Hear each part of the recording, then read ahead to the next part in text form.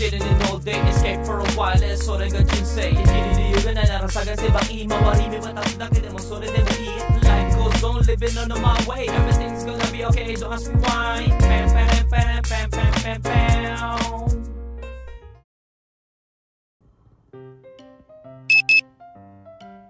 Yo, good day.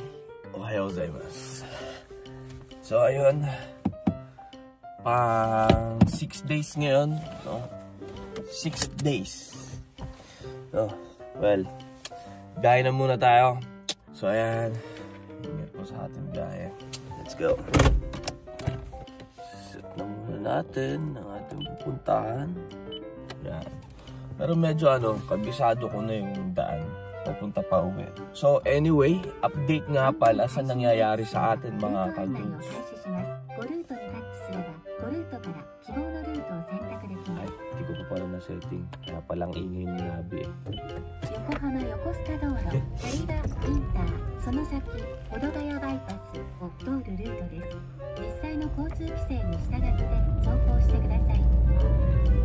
So,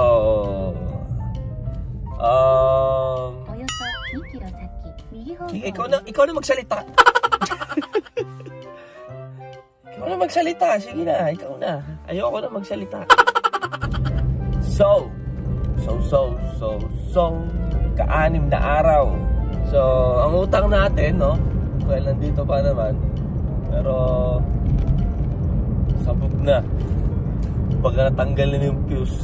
So, ano na eh. Parang, alam mo yun, yung parang fully loaded na pag nilalag, parang pinupush mo ng pinupush para magkasya. Ganun yung image, no? Na nangyayari sa utak natin. Well, from kahapon at ngayon araw, ang ginagawa na lang namin, no? Yung mga nilabas na test, mga dumaan na taon, no? Simula 2019 ata ang ginagawa namin. So until tatapusin ata namin ngayon ang hanggang 2024 na no? Ano ba yun? Yung ginamit dun sa board exam na na Q&A. Well, naman siya eh, sa isang category na sasagutan mo, may 5 kang papagpilian, no? Limang pagpipilian mo talaga. So kung di mo talaga binasa ng maayos, no, kahit na alam mo yung bagay, ganyan, no? Pag hindi mo inayos talaga yung basa, kunyari, so kunyari, no, yung kung kailangan, alin yung kailangan, alin yung hindi kailangan, alin yung mali sinabi, alin yung tama, no? Alin yung tama sinasabi dito, mamili ka sa 3, ano ba yan, ganyan. So, daming pattern. Yung part naman na dun, na lang talaga, memoryadohan na lang talaga eh. So, saan ako nahirapan mga kagudes? No? Saan ako nahirapan? So, nung high school nga pala ako, no? Pag meron akong hindi gusto na subject, tulog ako sa eskwelahan mga kagudes. Tulog ako. Lahat ng classmate ko, alam nila pag tulog ako, wag nyo akong gigisingin. Ganun ako sa eskwelahan dati. Ewan ko na kwento ko na sa inyo to dito. Wag nyo akong gigisingin. Medyo walang hiya kasi tayo nung kabataan eh. Wag nyo akong gigisingin. So, tulog tayo, no? So, ang gusto ko dito is sa mga part na basahan o rules, law, no, checking, yung mga ganyan na mga maintenance, paano ba i-maintenance, yung mga ganyan. Ang problema is kakabisaduhin lang. Okay na yun, no? May oras pa tayo para magkabisado niyan. Pero ang kailangan ko matutunan dito sa eskwelahan na to is yung mathematics ng neutron, moment, no? Sa part pa lang nun mga kagudes, grabe. Teka lang, si Mudra nagme-message. So, ayun na nga, no? Grabe, no? Yung mga, basta yung paglabas ng ohm, ilang voltahe yung dumadaan dito. Mga ganun. ilang voltahe, anong voltahe, no? Hindi ko inexpect, no? Para sa akin, hindi ko inexpect na magkakalkula ako ng ganun, no? Hindi ko inexpect, no? Asan ba yun? Example, no? Tayo nag-ano eh.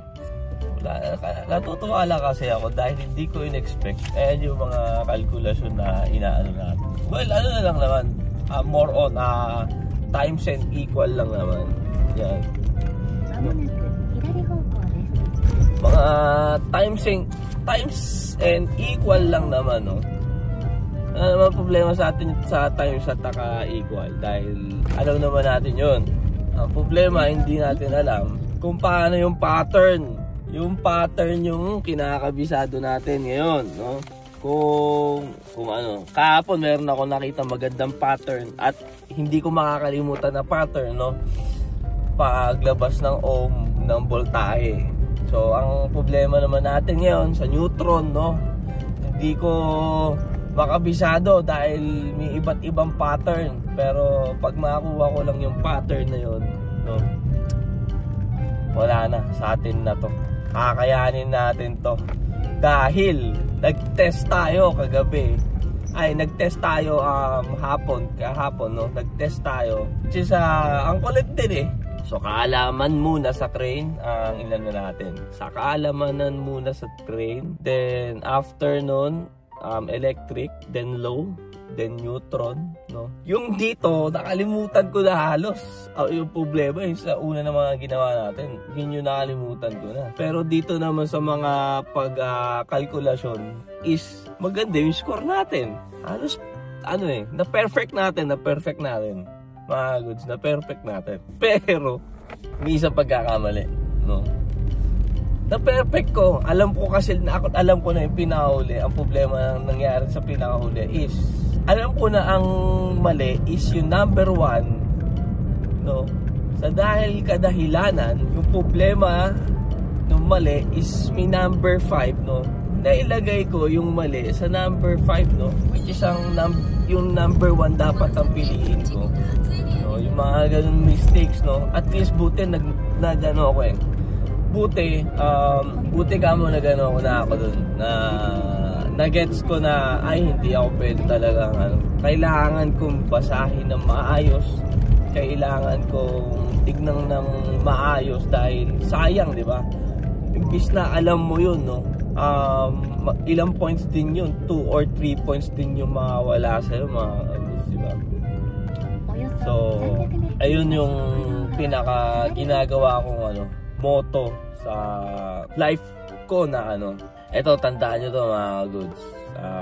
Ganito kasi ako mag-isip pag bago ako sa bagay na nilalakaran ko, no? Ewan ko kung magigets nyo to. sa parte ng ganyan na learning stage ako, no, mga goods. Hindi ako natatakot magkamali, no? Kumbaga, for example, no, yung anak mo, no, umuwi tapos madaming mali, pero which is meron din naman siya mga tama, no? Huwag niyo pagalitan. Alam niyo bakit? Para mag-get sa mga bata, ganito yung yung mindset ko. Sabihin mo doon, no, at least alam niya na yung pagkakamali niya, which is, no, alam niya na, di ba? Pag sabi, okay pala, at least alam mo kung alin yung hindi mo alam, di ba? Tsaka mo gawin. Hindi yung, ayoko kasi yung ayoko nung bata ako na kaya ako tinatamad mag-aral nung panahon, nung kabataan ko, mga kapatid. Ganun na kasi yung mindset ko. Ba't ka nagagalit at least alam ko nga yung hindi ko alam eh. Yeah, ganun ako mag-isip ng bata ko. Kaya pag naumay ako sa teacher na sinabihan ako na hindi ka kasi ganyan, hindi naman tayo pare-pareho na magigets mo agad yung bagay na ganyan, di ba? So, ang doon, no, nauumay ako. Kaya ayoko yung dinadown agad na alam mo yung kakaumpisa mo pa lang. Kaya nga fail, di ba? First attempt in learning eh. Kumbaga, mas more on na na nagiging good sa akin yung yung same yung pag-iisip, hindi yung dina-downgrade agad na may ganun kasing teacher doon sa eskwelahan namin nung time sa Japanese school.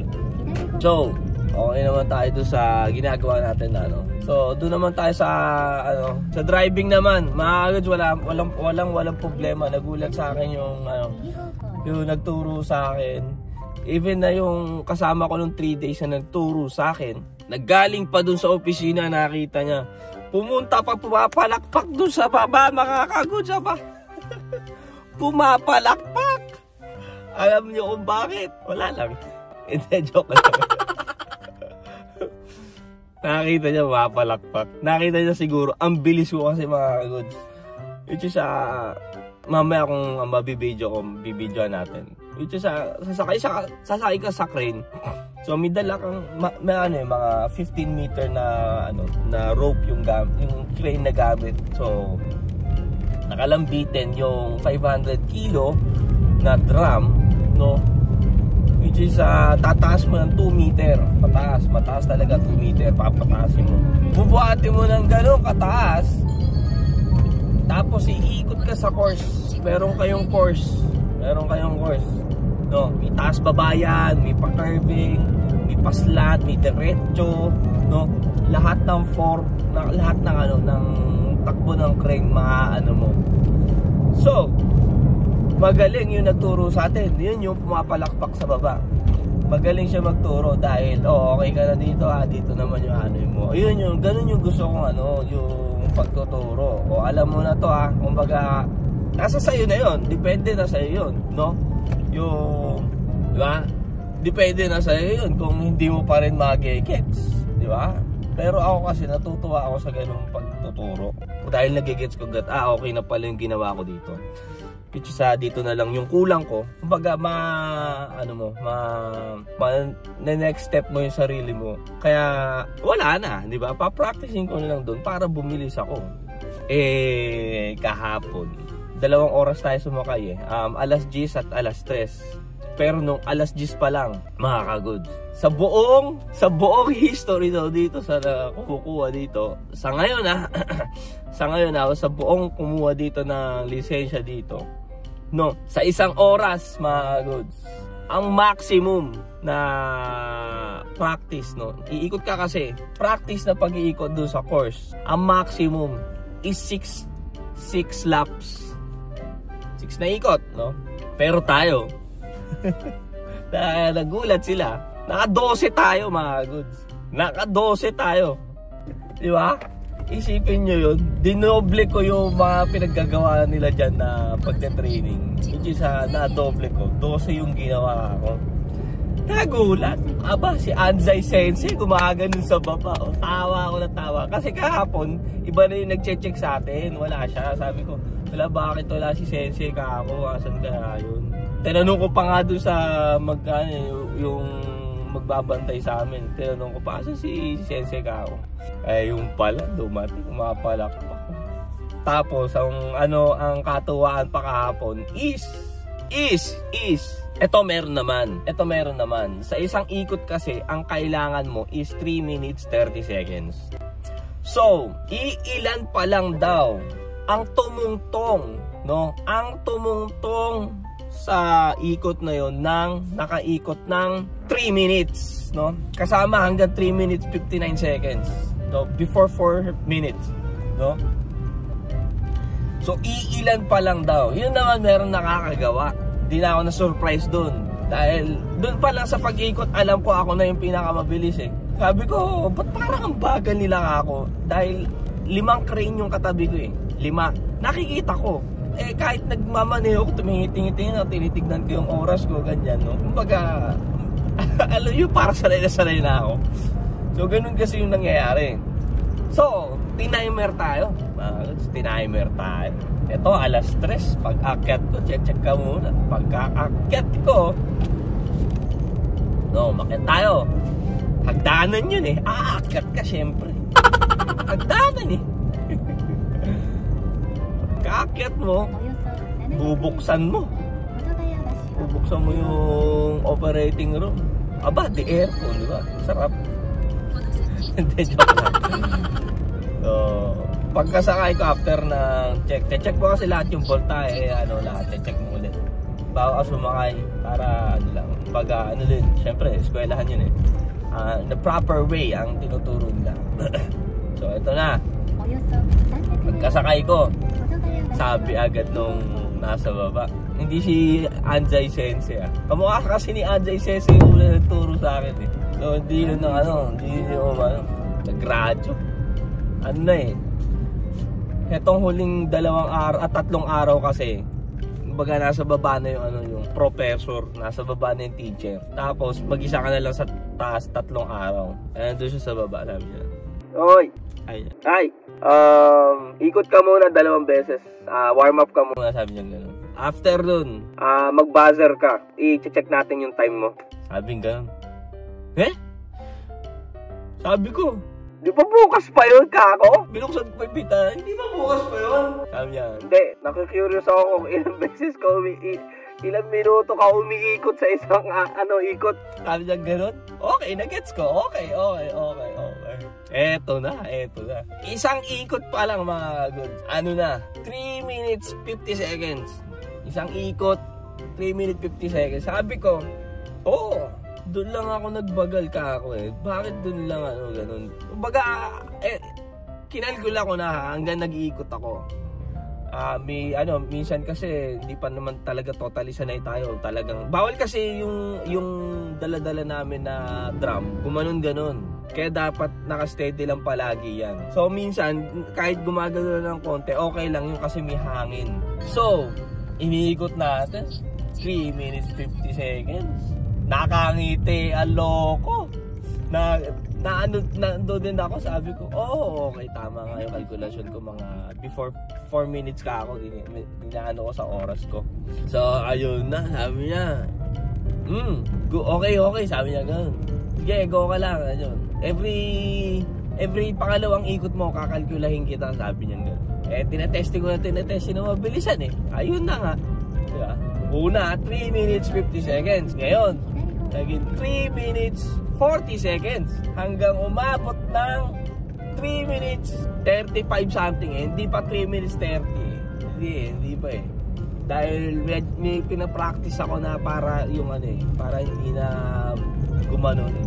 Dito sa pa-curving dito paharap sa akin. So ganun na nga. Ako pa lang daw na naman ang nakakagawa nun. Nagulat na naman. Sabi ko sa andun si Anjay Sensei, nakita ko nung kalagit na. Yung pinakamagandang ikot ko, nandun siya. Which is napaka-smooth, magagaling sa diretso, aangat. No? Aangat. Tapos bababa mo. Tapos ito na yung yung letter C crank, no? Na isi-switch mo na papuntang parang letter S sa pagganon. Parang letter S sa pagganon yung takbo niya. So dito sa pantampapa na to, no? Smooth, napaka-smooth. Tapos inangat ko agad na pagano, no? Yung course. Pumapalakpak si Anjay Sensei. Ang sarap makita, mga gods. Tuwa-tuwa, ewan ko nga kung nandyan siya ngayon eh. Which is nandun siya kahapon, no? Yung best sa ikot natin. Even na yung sinamahan tayo nung first day na Sensei na nandun sa traktor. Pumunta dito, nakatigil, nakaganon, pumapalakpak din. Nakakatuwa, mga goods. Diba? Hindi mo in-expect na mapapabilib mo yung mga nagtuturo doon na na mga sensei, di ba? Sabi ko lang may talent ako dito kako eh. Yun naman yung kasi once natipuhan ko talaga nagulat, no? Pero mga goods, dun sa part na pagkalkula, na mga moment, pagkalkula ng moment ng Newton, ng timbang, ganyan. Sa mga magaling sa mga math, nako po, wala akong masabi. Ang gagaling nyo, wala akong masabi.